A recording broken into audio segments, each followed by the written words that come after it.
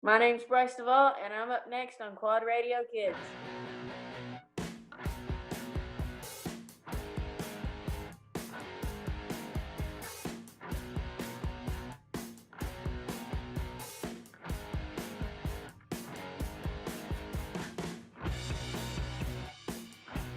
Well, hello and welcome to Quad Radio Kids. I'm Rodney Tomlin, and this is the voice of the ATV Racing Nation, quadradio.net. Along with me tonight, of course, is ATV Motocross Youth Star, Quad Kid Star, if you will, Bryce DuVall, who's here with us out of a couple of different classes. I believe Schoolboy Junior from this past season and also the 125 class.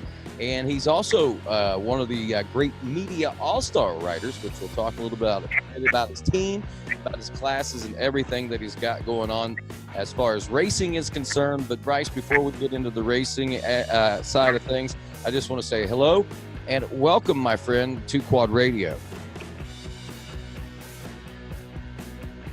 Thanks for having me on here, Rodney. It's a real honor. Well, buddy, I don't know whether you realize it or not, but it's a true honor to have you on as well. I have to go out here and say this right off the bat. Probably one of the more social people in the pits as far as kids. I think that you've got friends ranging from the age of 3 years old to 70 years old, man. I don't think I've not seen you talk to anybody in any age group or genre. You ride around on your bicycle, you pull up, and man, conversation strikes all the time. Seems like you know a lot of people, man. Yeah, I talk to a lot of people at the racetracks. I make a lot of friends there. Well, tell me a little bit about your experience.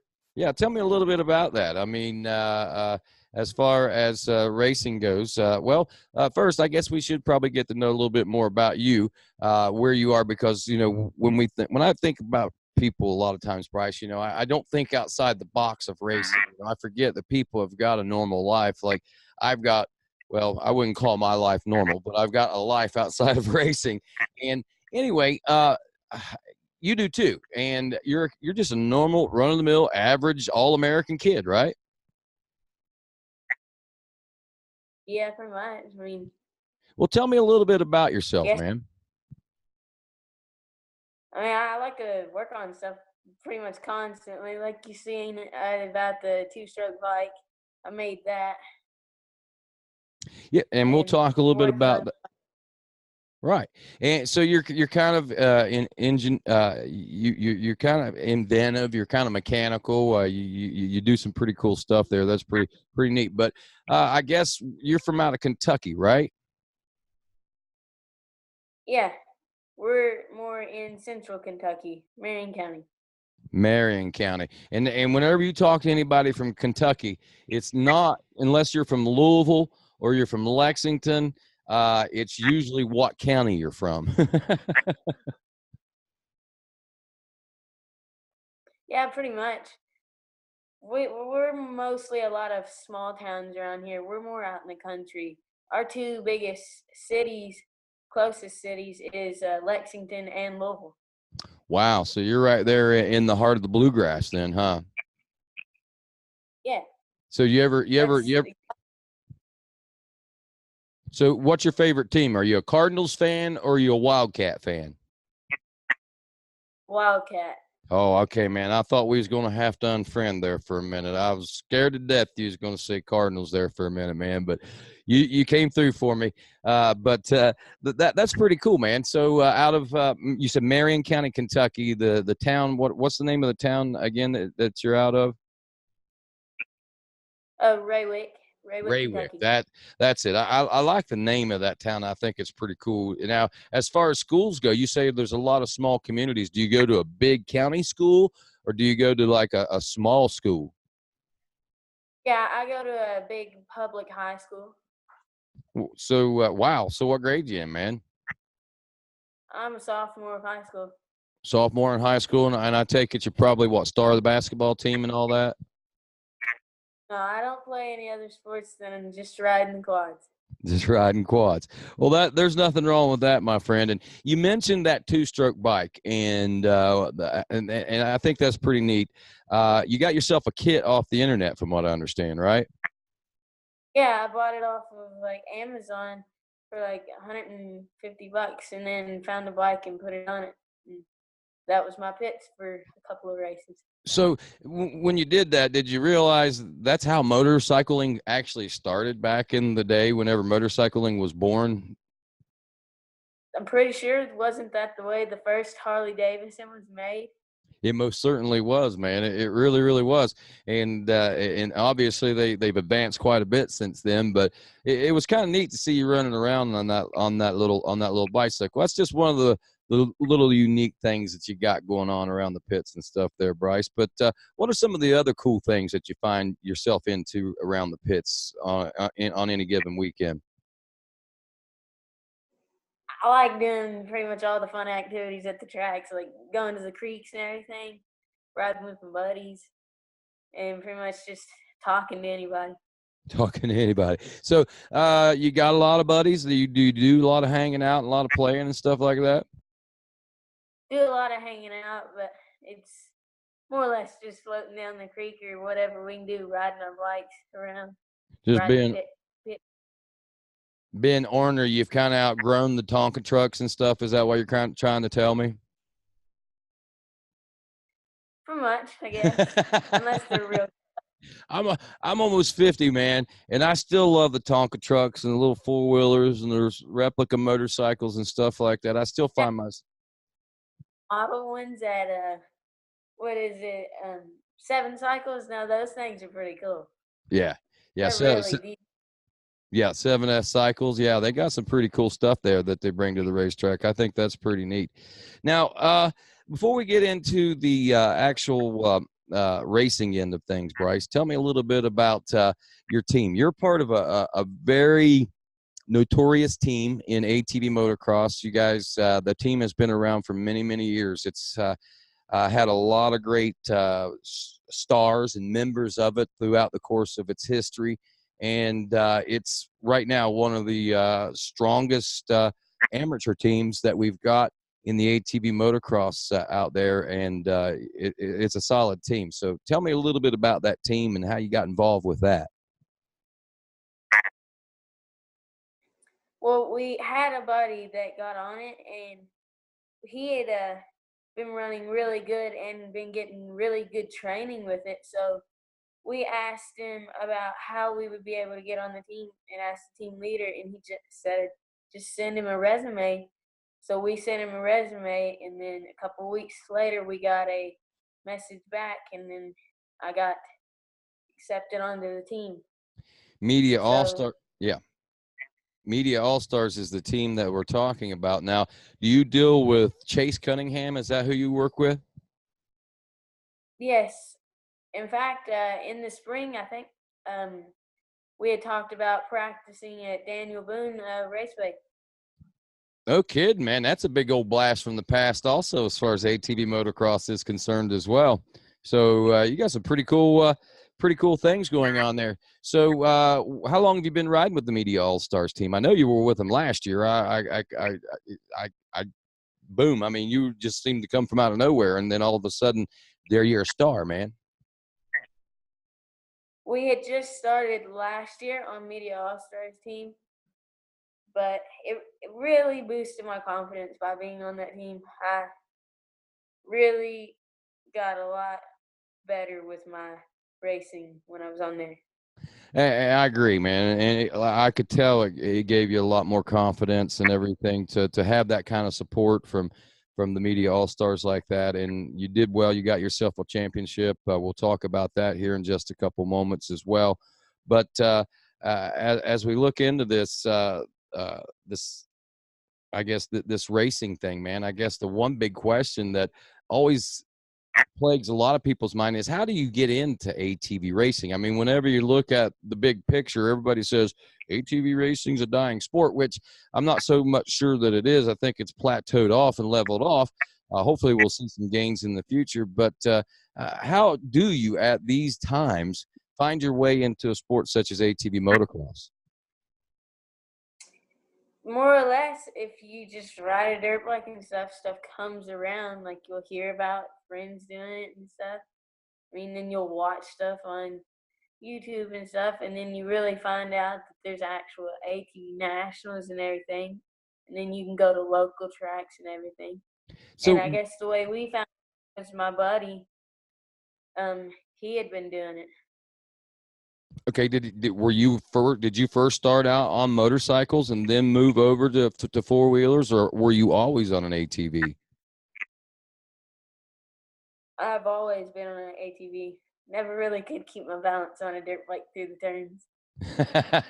That's funny, man. That is funny, and oftentimes ATV riders are really good motorcycle riders after they knock the dust off and stuff like that.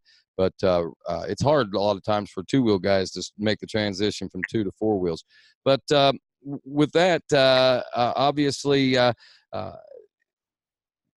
You got into it. So how long have you been into racing? You mentioned locals. Did you start out at the local level yourself, or did your buddy introduce you right straight to the nationals? We had started out at a local level when I was about 5, and then started growing after a while. And I've been running AMA nationals since off and on since 2010. And we really started getting into it and going full on in 2017. Wow. Now, how old are you? I'm 15. 15. So you've been basically on the national ATV scene since you've been like 7 years old, huh? Yes, basically. Wow, that's pretty cool stuff, man. I mean, that's got to make you feel pretty cool. And as far as around school and around town, man, are there a lot of enthusiasts around? Do many people know what you do? A lot of people, a lot of my friends do, but I wouldn't say a lot of people like in school do because it's not really announced much except for when we were in the Ham Days parade. But a lot of people in our county own four wheelers and like to ride. So I Awesome. can see some growing as a sport, a So bigger sport. right. So you're not like some James Dean dude with your collar flipped up and your shades on, cool, strolling down the hall and everybody slapping you high fives because you're an ATV racer or something like that. And No, if they I knew try. who, Bryce, I'm gonna tell you, if they knew who you were, they would. I more try to encourage other kids to try it. One of my friends, he's actually going to start running locals and then may go SE quads and then nationals. Wow. So you're doing your part, man, trying to help the everything grow. That's great. And what was your advice to him whenever they came to you talking about, hey, how do we do this? He was always asking me, like, how do you get into this? I was like, more or less, you might want to start at the bottom and then grow your way to the top. Because he was always like, I always watch these videos with all the pros like Joe and Chad and everything. And I was just like, well, if you like what they're doing, I mean, you just start at the bottom and make your way up. Start with locals, go to SC quads, and then start big with your nationals. There you go. And do you do a lot of SC quad racing yourself? We don't run any SC quad races, Basically just but been a in. couple that have switched to SC quads used to be in the national track like Monster Mountain, so we ran those. That's awesome, dude. That's awesome. So, with the schedule only being 8 rounds this year, have you and your parents talked much about that and what the plans are? Are you planning on doing more local or regional stuff to keep things sharp? We're gonna try to run some local races to keep sharp for training in the winter, and we're trying to maintain a steady amount of races every year. I got you. Try to And try to keep a balance, right? yes, and if stuff actually happens like we do good, then we'll see about other races. That's great, man. That's great. And speaking of good, you did great this past season. We'll talk a little bit about that and a whole bunch more stuff about Bryce DuVall when Quad Radio Kids returns right after this. Quad Radio Kids is presented by Root River Racing, supporters of amateur and professional racing on the local, regional, and national levels. And Root River Racing invites you to check out the Root River Racing D6 Ultimate Quad Series by following the D6 Ultimate Quad Series Facebook page, where you can keep up to date with one of the nation's premier local championships. Impact Solutions is your factory-authorized Elka suspension dealer in the USA. Located in Little Hocking, Ohio, give them a call today for service, parts, warranty, and sales, as well as technical support, 740-989-2026. And be sure and give them a like on Facebook. Impact Solutions. So you ready for snowshoe this weekend, Brandon? Are you? That's cool. Stop, Billy. It's supposed to be pretty nasty this weekend up on Snowshoe Mountain. Stop it, Billy! I'm pretty pumped. Put the brakes on! DP brakes. Good enough to stop my ATV, his ATV, and hell, it'll even stop a Billy.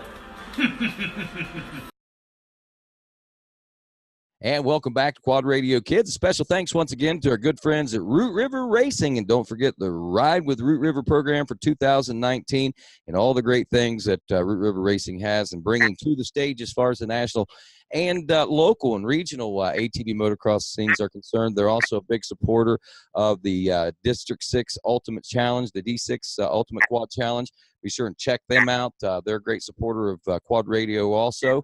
And they're also a great supporter of quad racing in general. We're talking with Bryce DuVall, who is from the Media All-Stars team out of Raywick, Kentucky. He is a schoolboy junior and 125 8 to 15-year-old class rider. Last season, Bryce, you actually got yourself a top 5 in the schoolboy junior, and that was against probably some of the toughest competition I think that could have been afforded you in that class last year, huh? Tell me a little bit about that one.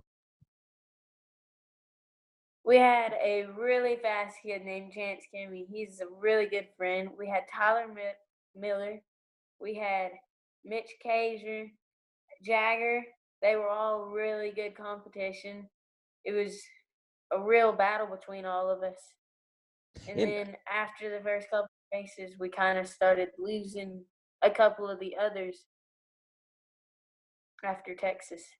Right. So whenever you saw yourself and things starting to slip in one area, did you kind of start to focus on the other a little more, realizing that, hey, you know, I may be losing a little ground here. I'm still going to stay here and I'm going to try. But as far as the 125 class, this one might be mine.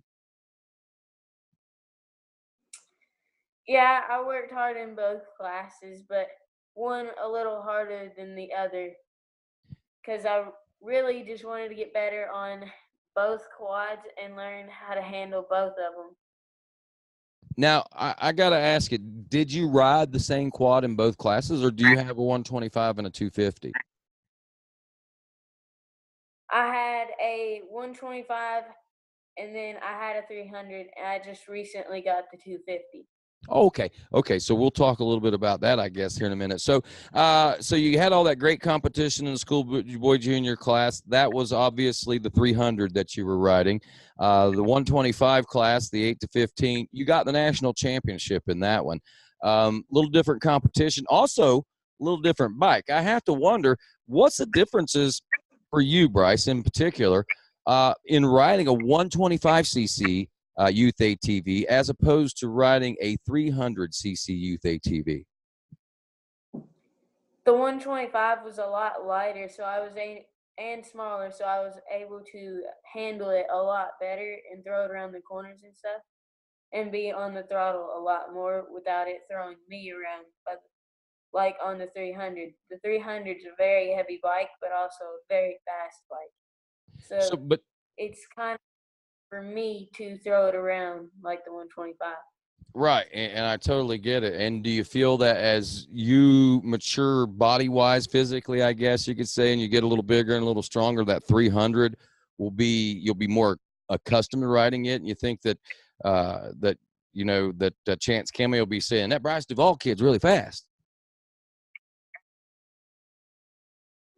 I feel like once I get a little more muscle, I'll be able to handle the bikes a lot better than I was last year when I just started out on the bigger bike. Now, so how you say you're what, 15? Is that what you said?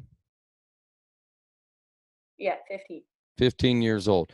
And with that, I mean, already you've got a lot of experience under your belt. And I'm assuming that you're going to be riding youth class again next year. It sounds like you've got a 250. So obviously you're going to be a quad kid again in 2019. But before we talk about this upcoming season and what your plans are, tell me a little bit about that 125 class in particular. You talked about Chance Kimmy and some of the other fast kids in the schoolboy junior class. What about this 125 class? If my memory serves me correct, in that one we had some fast kids and some good competition in that one. We had Dakota Brown, Kayla, and Tummel in there, and it was a lot of fun with them all. We all had a lot of fun in that class, and they were some really stiff competition, and we were all good friends. That's awesome, man. That's awesome. So, what did y'all hook up at the banquet or anything like that after whenever we did the banquet? Did y'all hook up at the banquet and hang out and play? Not play together. You guys don't play, but did you hang out together, or were you part of that entourage that caused so much damage to the hotel that weekend? And I hung out with more or less them than anybody. That's awesome, And dude. You're all good other, kids. You didn't break anything, did you? It was probably the big kids, probably the 25 and 30-year-old kids that were doing all the damage. And you guys probably got the blame for it. Not you in particular. I'm just saying kids in general is what I'm saying. And I know, folks, if you're watching, you're thinking, what's the awkwardness that you're seeing there? There's a little bit of a lag on our internet. I live out in the middle of Egypt, if you will. Not really Egypt, but anyway, in the middle of nowhere, Ohio, if you will, in southeastern Ohio. And we have to pipe in everything out here. And I got satellite internet. It's windy and high traffic time right now, so it's a little bit of a delay on our end. So that's why we're seeing some of the lag and everything. But with that, Bryce, let's go ahead and start talking about this season upcoming. 2019's coming up. You've already mentioned to help in the training process. You're going to be running some local indoor stuff. Where are you traveling there? Are there a lot of places? I guess Early Wines is one place that you'll probably be hitting a lot. we may go to Early One, but we have two other a little more spaced out ATV tracks that are a little bit closer to us. It's called Skyax, and then there's just a convention center that they build a track in. It's called Greenville MX. Greenville. Okay. And then we also have Daniel Boone.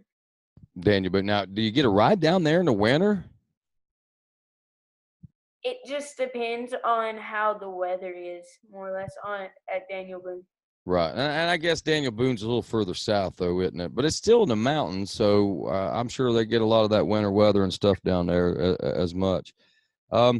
So, is there anything else that you're doing as far as training? Do you have like a diet program, an exercise program, a regiment that you're following right now, or are you not that dedicated or that into it yet? I do work out, but I'm not on a diet plan. You're not having to worry about that yet, right? No. Got to start getting those muscles first, man. You just got to eat right now, right? Yeah. That's awesome. So, do you do a lot of running? Do you do a lot of biking? Do you lift weights? I ride my bike a lot, and then I lift some weights, do push-ups, sit-ups, and curls and all that. All right, now, dude, you realize that motorized bike is not technically biking? I don't have the motorized bike anymore. Oh, you don't? You got rid of? That's right, you got rid of that, didn't you? Yeah, I'm gonna build a faster one sometime. I just ride my mountain bike. You just ride your mountain. All right, cool, man, cool. So what classes are you going to be riding this year? I mean, we've got uh, like I said, 8 rounds coming up, and we've got some new classes. I don't know that there's much changes as far as the youth ranks are concerned, but you certainly got a lot to look forward to whenever you do get to the big bikes next year, whenever you're 16. But what does 2019 hold for Bryce DuVall? Definitely will be running Schoolboy Junior and 250 mod this year. So I have a lot of friends in 250 mod that I know will be racing. It's going to be a big class. And there's one friend that I'd like to thank for sponsoring me, Max Mansky with 38 Photography. I'd like to thank him for sponsoring me this year. Hey, man, not a problem. I'm sure you appreciate what he does for you, and I'm sure he appreciates you mentioning him and giving him a shout out. How do you get a hold of him? Has he got a Facebook page, a website, or anything like that? A Facebook page, and he's also on Instagram and all that. All right, awesome, man, awesome. So, you said you're running the 125 junior class again this year. Now, there's not the 125, the schoolboy junior. There's a schoolboy junior and a schoolboy senior. Tell me, explain to the folks out there what the difference between a junior and senior schoolboy class is. Schoolboy Junior, it's a 300cc quad class, and on your Schoolboy Senior, you can run a 250 and a 300. Okay, now that's perfect, and you'll probably be a good person to answer this for other kids out there. You know, whenever you hear the numbers 250 and you hear the numbers 300, you automatically think 300 is the bigger bike, it's the faster bike than the 250. However, I'm going to point out and say that the way that you talked about it, the 250 may be the faster bike. Tell me a little bit about that. Explain to the folks out there that are watching Quad Radio what the differences are. Your 300 is a way bigger motor, way heavier motor and frame, because it's made out of square tubing instead of round tube. Your 250, it is made out of really light aluminum and stuff. And your motor's super light, and it's made out of round tubing, and it's a heck of a lot less weight than your 300 would be. So technically, you can move a lot faster on the lighter bike. Now, are they 2 or 4 stroke machines? 4-stroke. Okay, awesome. So obviously now we know the 300 obviously sounds a little more lumbersome than the 250. The 250s really seem to be a lot of screamers out there, and that seems to be the one that you're excited about. Every time that I've talked to you and leading up to this interview, it seems like that 250's gotten mentioned some way, shape, or form. You seem to be pretty pumped up about that. Tell me about your 250 in particular. Well, we have just started the rebuild process, like putting it all back together. We had A-arms, swing arms, steering stem, Nerf bars, and everything powder coated to the Media All-Stars color. And we're just now getting it all back from powder coat, so we're putting it all back together. We got new Nerf nets from JSR Motorsports. Yep, makers of Quad Radio swag as well, and customized Nerf bars, nets, and things of that nature as well. And that's pretty cool, man. That you're utilizing a lot of the people. Well, they're the people that support the sport. There's no doubt about it. They're there at the racetrack each and every week. So we know that you got a training program, sorta. We know that you go to school. We know that you're going to be training. You're going to be riding some this winter. We know that you're going now. Are you going to be able to hit all the races this year? Is that the plan for Bryce DuVall? Like I said, there's only 8 rounds this year, so that leaves a lot of open doors for people. I think maybe to hit more or hit less, however they want to go about it. I think we're going to hit most of them. I think we're going to limit ourselves to not hitting at least 1 or 2. One or two, probably some of the really far drive. What's the farthest drive for you from where you are? Texas. Kemp, Texas would be ours. Really? Wow. That's well, Yeah. that does make sense. I guess Texas is out there a little ways. And I know, and it is for me too, as far as that goes, I think. But I didn't know if New York might be one farther away for you or not. Heck, I don't even know what the schedule even looks like this year. I don't even know if New York's on there this year. New York actually is on there. I think it's a little bit later in the year though this year.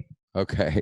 I know that sounds kind of crazy, but I've seen so many schedules and been doing so much lately that all of a sudden they all just kind of run together. And I'm like, I didn't even remember if we were going back, but I'm glad that we are. That's always that's a pretty prestigious racetrack. There's no doubt about that. Now, let's talk a little bit about your personal favorites. As far as racetracks go on the ATV motocross national scene, what is your favorite racetrack? I would have to say my favorite racetrack was probably the farthest one away. It was probably between Texas or New York. It's about a tiebreaker between those two. They were really fun. Right, and I can see that. And the funny thing about it is they're actually both kind of different tracks altogether. I mean, one's one style of track and the other's another style of track. What do you like about either one that makes them your favorites? New York is a very fast track, and it's got the biggest jump that we know so far, Sky Shot. And then Texas, it's more of a jumps track. It's not as fast, but it's got a lot of big jumps that are really fun. Awesome. All right, now that's a really good answer. I like that you like diversity like that, and I like that you, when you do pick out your favorites, it's two kind of totally different racetracks. That's neat. It shows your diversity as a rider, and it shows that you might have a lot of skill set that you're going to be able to utilize throughout the course of your racing career, and we might see you become possibly like one of your favorite riders. Who is your favorite rider? I'm gonna have to go with Joe Hetrick. I like Joe Hetrick. You like little Joey Metric, huh? Yep. Awesome, man. That's great. Now, tell me, what is it about Joel Hetrick? Obviously, everybody loves a winner. I mean, that's a given thing. I mean, when people are winners, everybody loves a winner.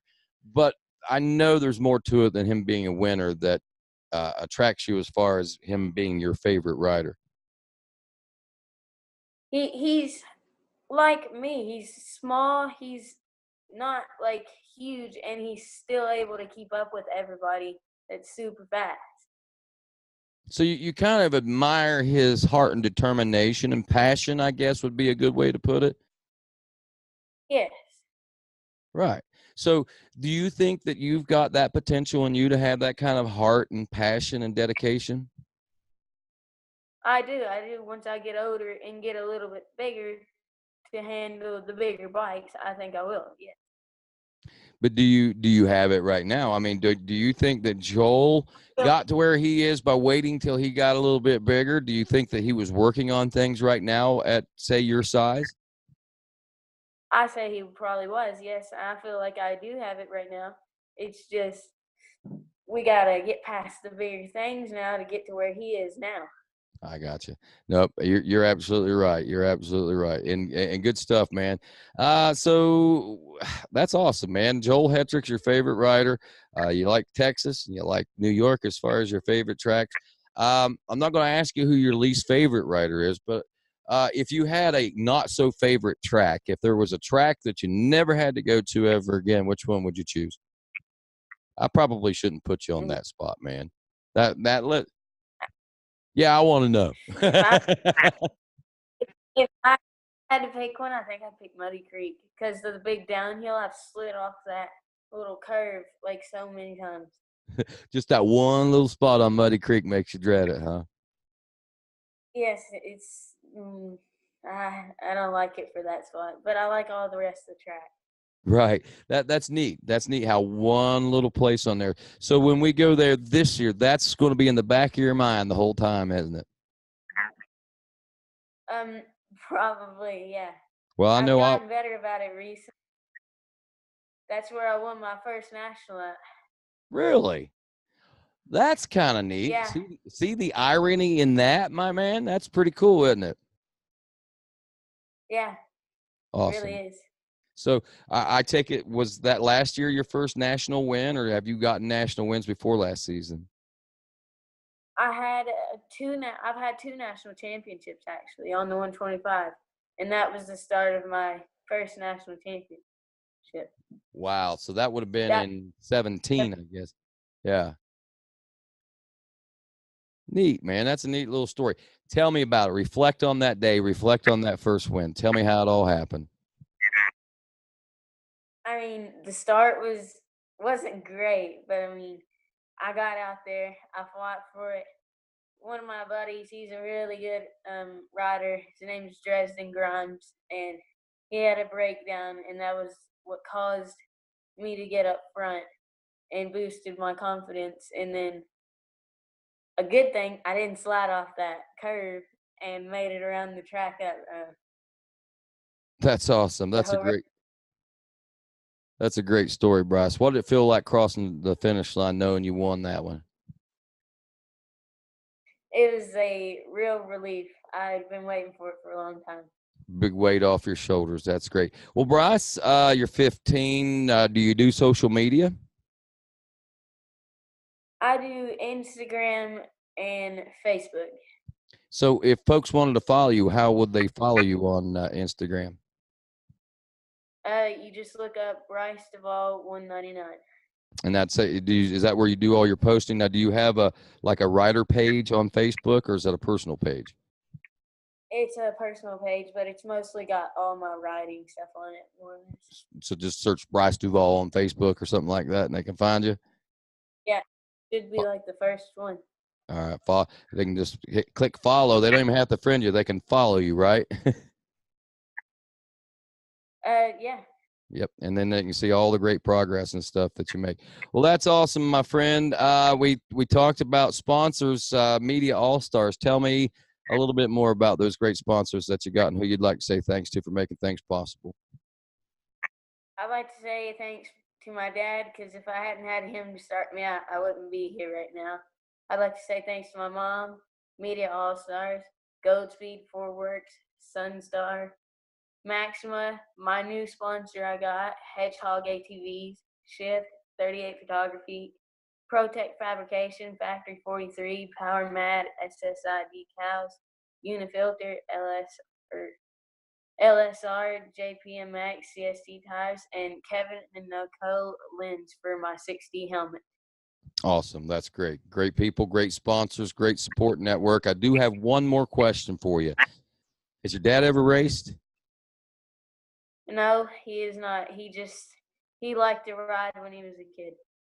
But not much of a racer. Well, I get that. I didn't know if maybe it might have been something he'd like to try in the future. Have you tried to talk him into it? I have, but he's not able to do it anymore. He has broken his wrist twice, so he's getting old. What you try? He's getting old and feeble is what you're trying to say, right? He's probably what, 30 or 35 or 40 or something crazy like that. Anyway, well, Bryce, buddy, it's been a real pleasure getting to talk with you, my friend. Anybody else that you want to send any shout outs or anything that you want to say before we let you go? My two sisters for always being there. What's their names? Cameron and Shelby. All right. Thank you, Cameron. And Jody, you said? Shelby. Well, thank you. And again, Bryce, thank you for being a part of. Thank you for being a part of ATV Motocross. Thank you for rolling up and getting acquainted with me and getting to know me. And I mean, I knew you from the podium, but you really don't get to know somebody until you talk to them in the pits like we've had a chance to a couple of times. So thanks for rolling up and talking to me, man. I look forward to getting to know you better in the future. All right.